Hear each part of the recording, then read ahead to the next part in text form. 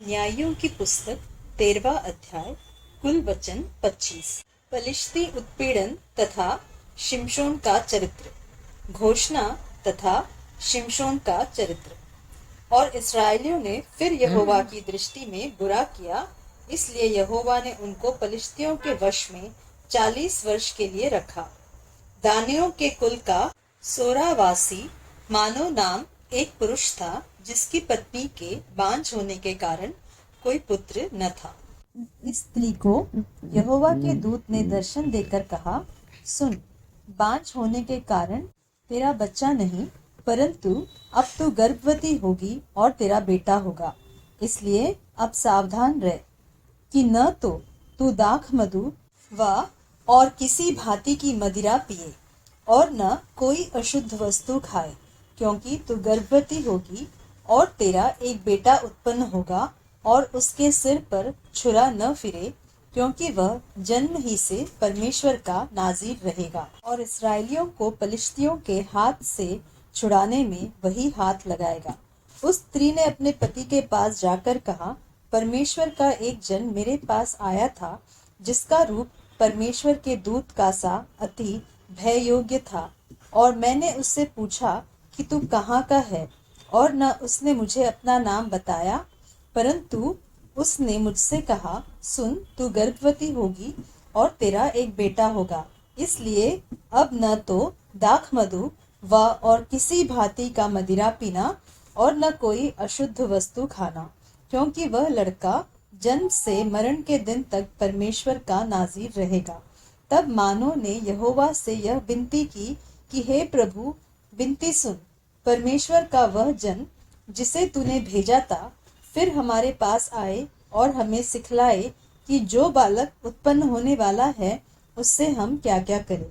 मानो कि यह बात परमेश्वर ने सुन ली। इसलिए जब वह स्त्री मैदान में बैठी थी और उसका पति मानो उसके संग न था, तब परमेश्वर का वही दूत उसके पास आया। तब उस स्त्री ने झट दौड़कर अपने पति को यह समाचार दिया कि जो पुरुष उस दिन मेरे पास आया था, उसी ने मुझे दर्शन दिया है। यह सुनते ही मानो उठकर अपनी पत्नी के पीछे चला और उस पुरुष के पास आकर पूछा कि क्या तू वही पुरुष है जिसने इस स्त्री से बातें की थी? उसने कहा, मैं वही हूँ। मानो ने कहा, अब तेरे वचन पूरे हो जाए तो उस बालक का कैसा ढंग और उसका क्या काम होगा। यहोवा के दूत ने मानो से कहा, जितनी वस्तुओं की चर्चा मैंने इस स्त्री से की थी, उन सब से यह परे रहे।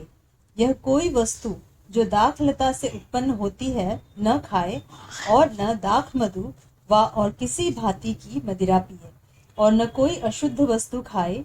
जो जो आज्ञा मैंने इसको दी थी, उसी को यह माने। मानो ने यहोवा के दूत से कहा, हम तुझको रोक ले कि तेरे लिए बकरी का एक बच्चा पकाकर तैयार करे। यहोवा के दूत ने मानो से कहा, चाहे तू मुझे रोक रखे, परंतु मैं तेरे भोजन में से कुछ न खाऊंगा, और यदि तू होम बलि करना चाहे तो यहोवा ही के लिए कर। मानो तो न जानता था कि यह यहोवा का दूत है। मानोह ने यहोवा के दूत से कहा, अपना नाम बता, इसलिए कि जब तेरी बातें पूरी हो तब हम तेरा आदर मान कर सके। यहोवा के दूत ने उससे कहा, मेरा नाम तो अद्भुत है, इसलिए तू उसे क्यों पूछता है। तब मानोह ने अन्न बलि समेत बकरी का एक बच्चा लेकर चट्टान पर यहोवा के लिए चढ़ाया। तब उस दूत ने मानोह और उसकी पत्नी के देखते देखते एक अद्भुत काम किया, अर्थात जब लौ उस वेदी पर से आकाश की ओर उठ रही थी, तब यहोवा का दूत उस वेदी की लौ में होकर मानोह और उसकी पत्नी के देखते देखते चढ़ गया। तब वे भूमि पर मुंह के बल गिरे, परंतु यहोवा के दूत ने मानोह और उसकी पत्नी को फिर कभी दर्शन न दिया। तब मानोह ने जान लिया कि वह यहोवा का दूत था। तब मानोह ने अपनी पत्नी से कहा, हम निश्चय मर जाएंगे, क्योंकि हमने परमेश्वर का दर्शन पाया है। उसकी पत्नी ने उससे कहा, यदि यहोवा हमें मार डालना चाहता है तो हमारे हाथ से होम बलि और अन्न बलि ग्रहण न करता, और न वह ऐसी सब बातें हमको दिखाता। और न वह इस समय हमें ऐसी बातें सुनाता। और उस स्त्री के एक बेटा उत्पन्न हुआ और उसका नाम शिमशोन रखा।